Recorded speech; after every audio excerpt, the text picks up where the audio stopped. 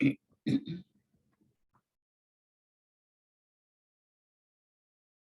those of you who are entering the presentation about neurotypical children being raised with children with disabilities, you're in the right spot. We'll get started in about 2 minutes.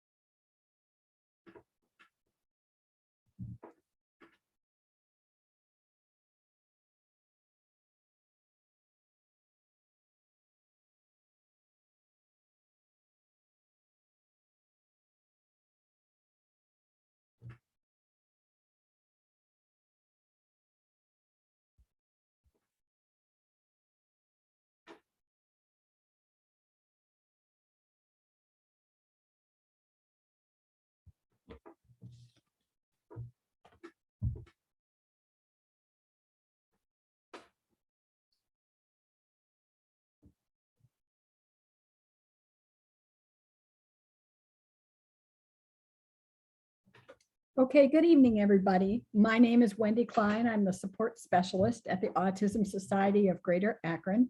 And tonight's presentation is entitled Raising a Neurotypical Child with a Sibling with a Disability. Before we get started, I wanted to let you know about 2 things that are happening in August through the Autism Society. The first one is on August 13th. That is the Autism Walk for Stark County. It is located at the McKinley Monument. And it'll be a 2-hour fun time between 10 and noon. It'll be fun for the kids as well as the parents. We're there to celebrate and to raise a little money. So we ask that you show up around 10 o'clock and stay till noon, and we'll all have a great time. The second activity that we're planning will be the 3rd week in August. It is riding the rails, and in Medina Park, there is a train track set up in a park that will load a miniature steam engine that you can actually ride. And if you have a steam engine enthusiast in the family, that is a great time. We're having lunch there, and you can ride as often as you like. So keep your eyes on the autism website, autismakron.org, and that will give you the time and dates of what we just talked about. Tonight, I have the pleasure of introducing Natalie Hale. Natalie is the author of Oh Brother, Growing Up with a Special Needs Sibling.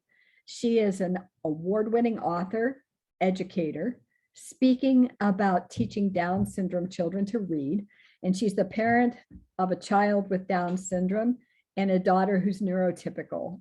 Natalie lives in LA, quite a long distance from here. So I want to welcome everybody tonight, and Natalie, you go right ahead when you're ready.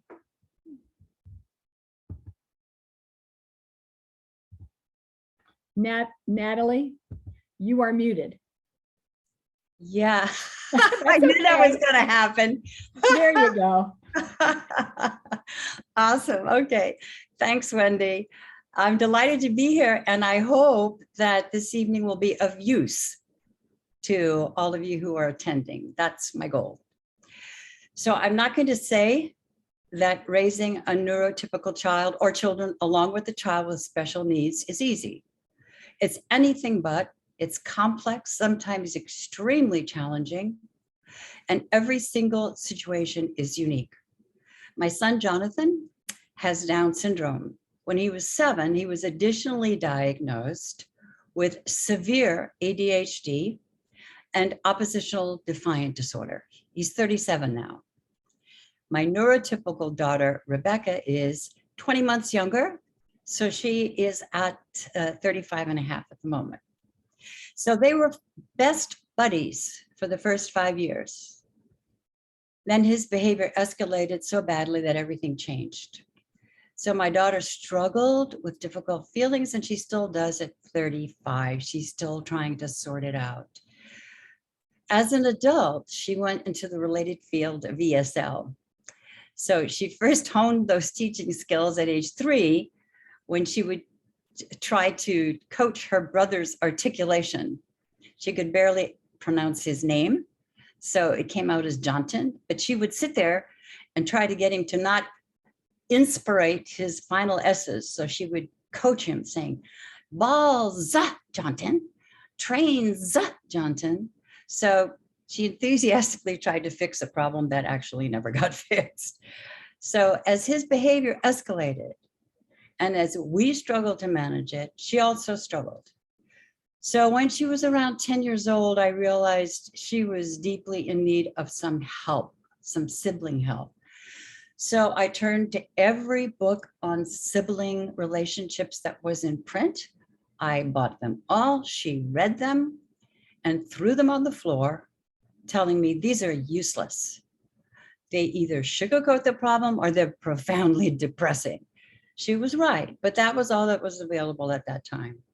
So she needed the book that I didn't write until she was 18. So that book is Oh Brother, Growing Up with a Sibling with Special Needs. Now, for those of you who are very, very sensitive to people first language, I realize the title is not people first. It should have been Oh Brother, Growing Up with a Sibling with Special Needs, but that is so wordy for a title that we said sibling with special needs. Special needs sibling. So I apologize for those who are very, very sensitive to people first language. Anyway, and I wanted to mention that in the book, we were very careful, the publisher and I were very careful not to mention a specific disability. We wanted this to be useful across the board, regardless of what the disability is. So I was very fortunate that the book was purchased by the American Psychological Association under their children's imprint, which is Imagination Press. But I say fortunate because I knew then that it would be therapeutically sound. And in hindsight, I'm grateful that in addition to me having to please the editor-in-chief like authors do, I also had to please a whole team of psychiatrists. So, and I want to mention, because of that, I want to mention one chapter in particular that I had not included in the original manuscript as I submitted it, but that this team of psychiatrists asked me to write. And that is the chapter that's titled, I'm Not the Parent. This psychiatric team wanted me to include a chapter on the importance of not dumping the parenting load, the caregiver load on the sibling. I was so glad they asked for that additional chapter because I think it's profoundly important. It's one of the flags that I will raise as I'm talking tonight. Fortunately, I had raised my daughter that way. I'd been super aware of that. I knew that down the line, after her dad and I had passed on, she was going to have full responsibility for her brother. I did not want her to have to shoulder that burden any earlier. So, and I can count on one hand the times I asked her to babysit her older brother, and I paid her just like I would pay any babysitter. So my goal in writing this book was twofold: to give helpful tips, each chapter is a tip, and very important to keep it upbeat but real. So addressing both problems that Rebecca had with all the books that were available when she really needed them. They were either sugarcoating, so they were not real, or they were depressing. So I wanted to keep it upbeat but real. So each chapter focuses on a different coping tool. For example, knowing that you're not alone, that other sibs share the same difficulties you do, and connecting with them is a good option. having regular quality time alone with both parents, feeling free to talk about fears. Well, I have a baby with a disability too. Does that mean that that's what's going to happen to me because my brother is like that, for example? Or also being free to talk about her difficult feelings, negative feelings in a supportive and understanding environment and more. So there are lots of tips in there. So as we begin our time tonight together, I want to add that I'm familiar with the struggles of other families as well, because for many years I've taught reading to children with Down syndrome and or autism, frequently the dual diagnosis of DSASD. So this, of course, brought me into contact with a lot of other families and their situation. And here's where I start waving my soapbox flag. I've seen both successes and what I consider tragic mistakes. The most saddening mistake that I have seen involves families that let the child with special needs run the family, run the household, cause an enormous amount of suffering to siblings and parents. When the child with disabilities is allowed to rule the family unchecked, I consider that tragic. And I know it's difficult. I know it. We lived with it.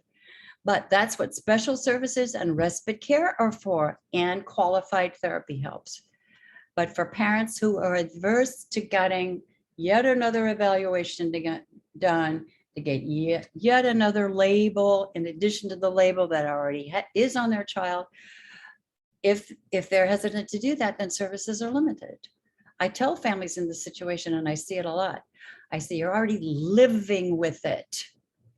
Give it a name and get resources, both for yourself and for your child's siblings. Don't be afraid of another label. The situation has to be manageable for everyone.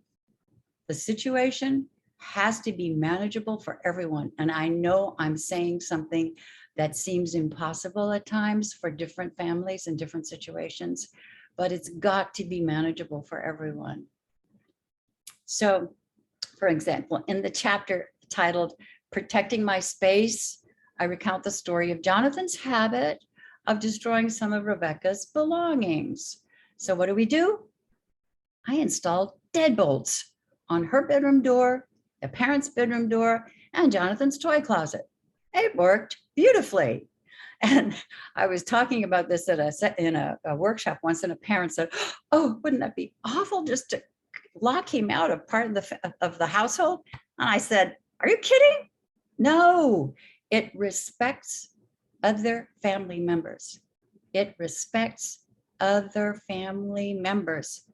Jonathan couldn't control his behavior, so we controlled it for him where we could. And installing deadbolts on our doors was one way we could. So now I'm going to let Wendy ask me some questions.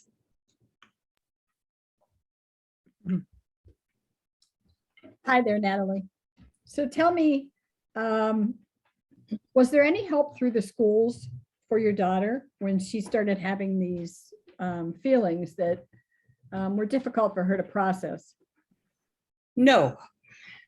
And here's another heads up I want to give everybody. So very often, and everybody, I know there are lots of families that will relate to this.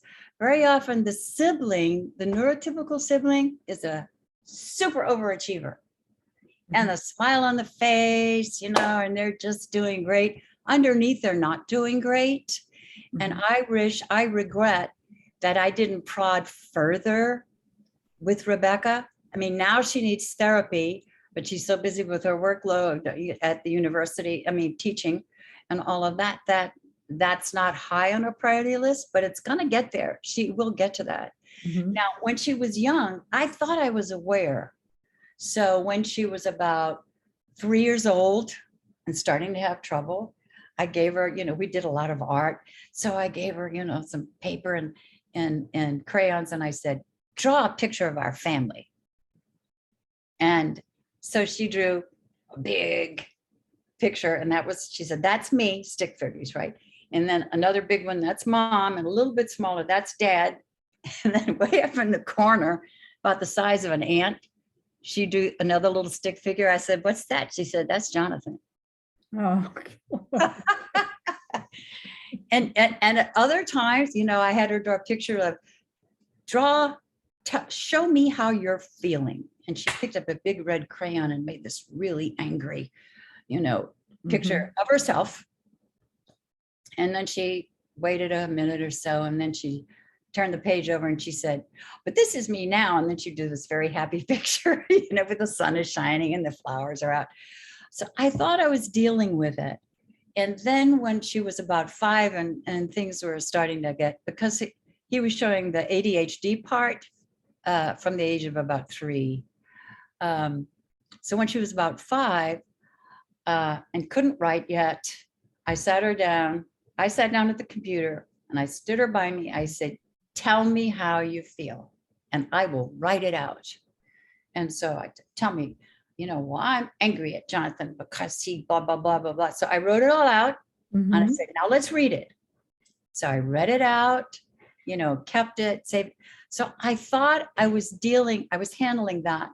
But her personality was such a people pleaser, smile when you would rather scream, kill it at school, straight A's, knock yourself out. And we find that very often especially if they're, very often if they're 2 and one sibling is neurotypical and the other one has disabilities, the neurotypical one will be off the charts as far as achieving, whether they are trying to make up for the fact that the sibling can't, I don't know. I'm not a psychiatrist. Right. But we do find that. Yeah. So no, she didn't get any help at school. She didn't get any help from the books because sugarcoat or depress.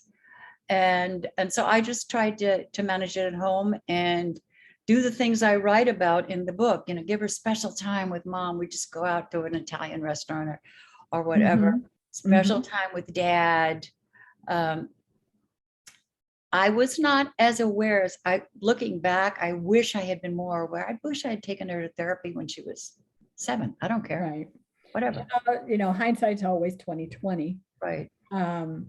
Our daughter is 32 and still hasn't verbalized her anger against her youngest sister with autism. So, those things that happen as children often just drag along with us as we get older.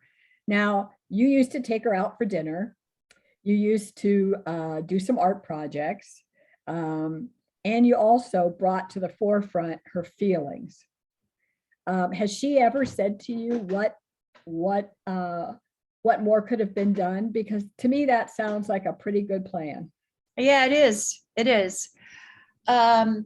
She hasn't. She just feels that at this age, at 35, she needs to work it through with a therapist. Yeah. And as she said, I love Jonathan, but I don't like him. So tell me about Jonathan now. Okay. Well, we have been incredibly fortunate. About 2.5 years ago, Jonathan's caregiver changed. He got an amazing vouchers in Cincinnati when he was 22. His dad and I had divorced, which had nothing to do with the disability, believe it or not. There's an entirely different topic. But when we divorced and we were living in Cincinnati, that's where I raised him. And I was in connection with the regional center. And I called his facilitator and I said, look, Bill, I want to move to California where my relatives are, where my church is based, et cetera. And he said, oh, well, we can bump Jonathan up to the top of the list. That's an emergency situation if one parent is out of state. And I had him on the list since he was 16. And they said, no, there's no money. There's not enough housing, blah, blah, blah. But when I said I'm moving, they said, oh, well, okay. And so he was grandfathered in. Those vouchers are scarce, and I understand that. So right now it's very difficult. But he got grandfathered in, and he loved the idea of being in his own apartment because he had visited his sister's apartment. So at 22, when I moved to California, he moved into an apartment, and because we had vouchers for the caregiving company. So we did not have to pay for that, thank God, or we would not have been able to. Yeah. So So we hired a caregiving company and we were not happy with the caregivers for a number of years. Mhm. Started out with a good caregiver, she quit, then through the company, then we had okay. And then we had a really not okay caregiver. And finally, we got the caregiver from heaven. Jonathan is very drawn to father figures. And so the caregiver he has now, whose name is Omar from Northwest Africa, is 20 years older than Jonathan. He has a strong accent.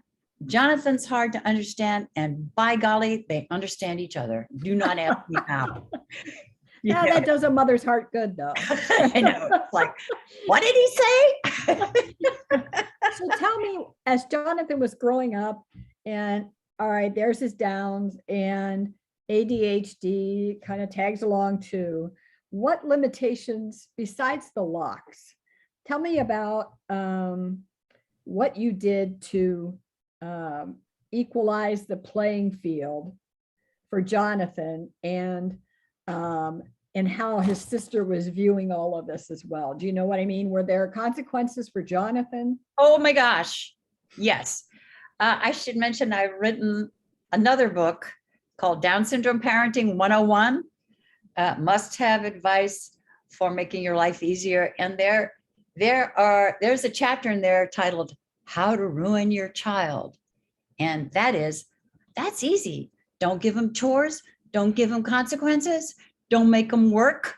Mhm. So, at the age of, yes, he had consequences. That was the one of the ways that I managed his behavior. But there are 2 more chapters in that Down syndrome parenting book about just controlling the oppositional behavior. He was so oppositional that I read books. I tried one method after another, and it would work for a while, and then it'd catch on, and then I'd have to figure out another one. Yeah. And so I became an expert in techniques, how to handle oppositional behavior, but consequences were huge. Absolutely. Did he get the connection? Oh yeah, because one of my points in my parenting book is the consequences have to appear 10 seconds after he did it, Mhm. not a minute later. He's not going to connect that. It's bam, instantaneous. Yes. Mhm. And chores. So yeah, he was very limited as far as fine motor, but could he sort the laundry into dark sunlight? Yeah. So he did. Could he learn to vacuum? Yeah. But when he first vacuumed, my first lesson, he just went right over all the electrical cords, a little bit in the middle of the room. He said, I'm done. I said, oh no. So eventually he could vacuum the house as well as I could. And so that was his job. That was one of his jobs. Sorting I think the easiest way to grow animosity between siblings is to treat one differently than the other. And despite the disability, there are ways to make your child understand. Absolutely. Yes. I talk with parents every day whose 23 or 24-year-old child it's like an inertia. And they had a neurotypical child, and then they have this young adult with autism, and they've babied him throughout his life. And now he's 21 and doesn't want to get off the Game Boy and look for a job or anything. Well, Right. it started years ago. Way back. And not only, he's not the one suffering, obviously. His life No. is perfect. Oh, It's yeah. the other siblings that are wondering, when is Johnny going to get up and be the kind of adult that he can be? Right. So I think you were spot on about not growing animosity by treating them differently. Oh, no. Right. And I had little coupons. Okay. If they did their chores, they had a 20, in those days we watched videos. Okay. So it said 20 minutes of video. So they'd get a coupon. Well, that's a great idea. Yeah. And they could either keep 2 or 3 of them and then have a whole hour or not. But yeah, they were identical. I treated them identically as far as that's concerned, as far as chores. Has your daughter as a child, ever wondered who would take care of Jonathan when, not as a child, maybe as a teen? Did she ever question that? No, I think she figured it out. Okay. No, she just knew. And then we both her dad and I have special needs trusts made up. Yes. And, she's the executor and she knows about all of that. But like I said earlier, I was very careful not to make her responsible for him Mhm. growing up. I just think that's wrong. That's a huge weight. That's a huge weight. Huge. And it makes me so sad when I see, especially on an intake interview, if I'm taking in a student that had for reading, and he Mhm. comes in with the family, the mom and maybe the siblings, and the kid starts tearing apart my office. And I look at the sibling and there's this, oh my Yeah. God, there's this, and I'm thinking, first of all, excuse me, this child needs a diagnosis. It's not just Down syndrome. I mean, you have to be very careful and gentle and how you say, there might be something else going on here. Mhm. I recommend that you take him in for a multidisciplinary evaluation and, see if there's something else. But, to see the effect on the siblings when it's just, oh, he's got carte blanche. He can just do whatever. And, the reason I hooked into this so early, I think my daughter was 3.5 and Jonathan was 5. And I realized I was raising 2 spoiled brats because I didn't require anything of them. And just around that time, Reader's Digest, remember that book, that magazine a long time ago, came out with an article, a research article that had been done over 20 years. And they were trying to find out what's the secret of happiness. So they had done this massive study, different backgrounds, different education background, different races, et cetera. They found only one common denominator. And that was that the happy adults had all been made to work in the family, to carry their weight, to be responsible. There you go. Yeah. And I remember Jonathan, because he also had to sort with the recycling. And I can remember him standing in my kitchen, sorting the recycling while he's going, no sort recycling, no, while he's doing the chore, and invariably when he finished the chore, and he's complaining the whole time, when he finished the chore, he'd get this big smile and he'd go off to his room to play because he earned it. Yep. There is research out there that shows that neurotypical siblings of brothers and sisters who have autism in particular go 2 ways when they grow up. They have either found this well of empathy because of everything they had living with them and all of the emotional situations around that disability, and they are more secure, often find jobs in the disability field, and a lot more understanding of general public. It's either that or they're bitter. Yeah. And I think, and boy, oh boy, I don't know if I was one of those parents because I have kids on both sides of that fence. Yeah. That is hard. That is hard to walk that line as a parent. Yep. To allow them to gain some knowledge from this experience without turning bitter. Yeah. And so much of that is actually up to the spirit of the neurotypical child themselves. Mm-hmm. What is their personality base? So what, how do they handle things? Yeah. As parents, we can't really control that, So what was the situation? Did she want to have friends over? Yeah. Now I have a chapter on that in the Oh Brother book, that it actually enabled her to kind of ferret out her friends. Those who said, oh, he's weird, did not stay friends. Mm-hmm. And those who came over and, say, hey, Jonathan's pretty cool. Boy, he hears my name one time and he's got it forever. He never forgets my name, that sort of thing. So yeah, the friends she chose were very empathetic. Good. Now we had a question from someone who registered. I like this question. how do they minimize the damage, I guess, of sometimes the craziness in a household of having a neurotypical with a child with disabilities? How do you minimize the damage of what that atmosphere was like, to let that neurotypical child know that this household was not usually how everybody grows up? You know, how do you minimize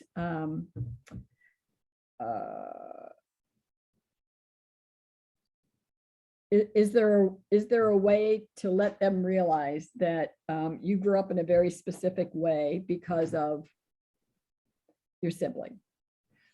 Well, I think if I understand your question correctly, early sleepovers at friends' homes, seeing their families is a big plus. And then talking about, you know, why it is so different at our house.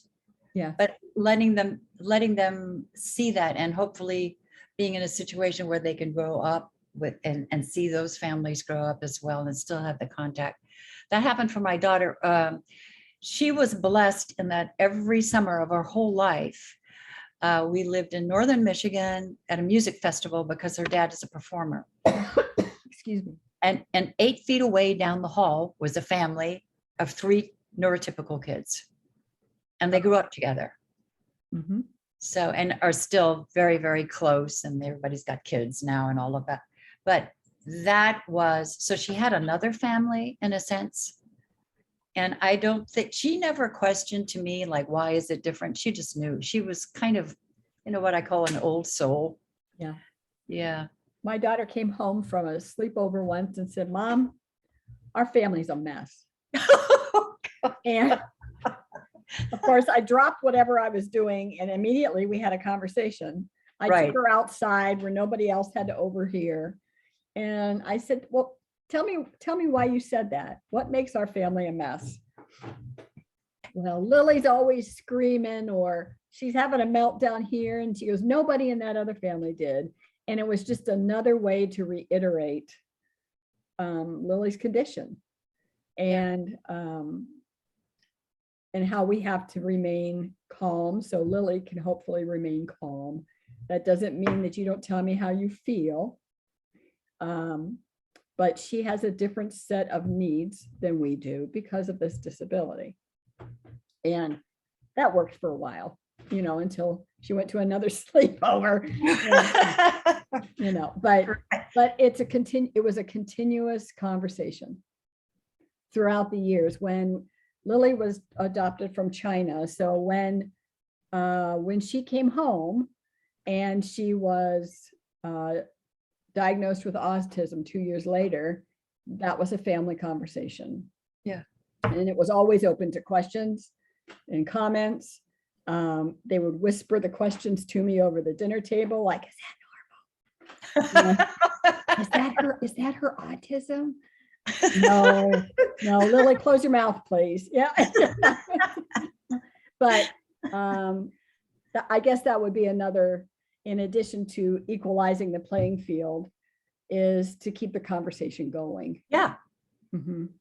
Because the condition will change as the child grows. Yes. You know. And our questions will change as, you know. Sure. Grow, right. Sure. One thing that I did, which I was able to do only because I only had 2 kids, and that was, I was very, very close to my daughter. Now, Jonathan didn't need for me to be with him to help put him to sleep. You know, I read aloud to the kids at night, but then he was like on his own, and I would get in Becca's bed and curl up and would have our ritual and all of that. So a very, very close relationship with her, I think, helped a lot. Was there a time, do you remember sitting down with her when she could understand and you explained Jonathan and his Down syndrome? I'd have to ask her that because I don't remember a conversation. Just the conversations were about his behavior. Okay. She could see that he was different. And that's another thing where I think having him with Down syndrome, is easier than autism, because autism, there are not the obvious features Yeah. that tell everybody around them, oh, okay, yeah, he has Down syndrome. Sure. Yeah. Sure. So our conversations were about the behavior and trying to deal with that and trying to protect her from it. For instance, we had to buy a van. We only had 2 kids, but Jonathan needed to be isolated in the back all by himself when we would take trips and such like that. Because of his behaviors. Yes. I had to put her further away from that. Mm-hmm. She didn't have to deal with it close up. It was very important. I mean, it's Sure. stupid to have a van for 4 people, but we had to do that. Yeah. Because of the behavior. I get that. As we close and we welcome questions, I want to ask you one last question from me. What's a piece of advice that you wish you had gotten about raising a neurotypical child with a disability, that you have learned now through the years? Get her therapy at an early age. No, really, because I think our kids don't want to burden mom and dad. They see us struggling already.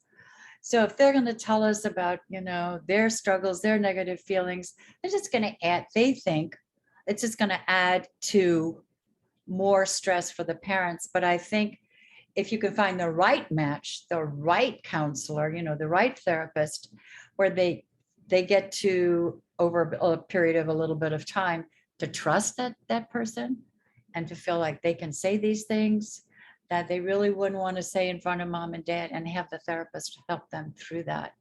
Yeah. I wish, I would have, hindsight, when she was around 7, I think I would have tried to initiate that and see how it felt to her.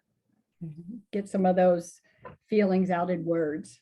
Yeah, with a third safe person, not in the family. Okay. I would encourage anybody with questions to put them in the chat, and we can address them with Natalie at this time.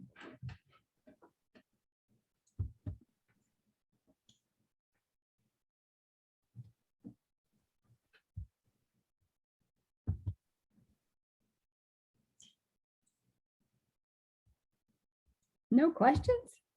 You did a good job, Natalie. Okay, this presentation has been recorded. So if you go to autismakron.org in about a week and a half, it'll be part of our educational library that you can watch it over and over again, or refer a friend to it, or share it with a friend. Natalie, I want to thank you for your words of wisdom and for your experience as a parent. What you recommended was priceless. And I'm sure everybody that listened to it can understand the little innuendos about being a parent with somebody who has a disability, as well as someone who doesn't. So thank you for your time. I would encourage anybody to go pick up Natalie's book if you're interested. And I look forward to seeing you in another webinar, probably sometime in September. Thank you so much. You have a great evening. Thanks a lot. Thanks for having me, Wendy. Bye, Natalie. Bye-bye.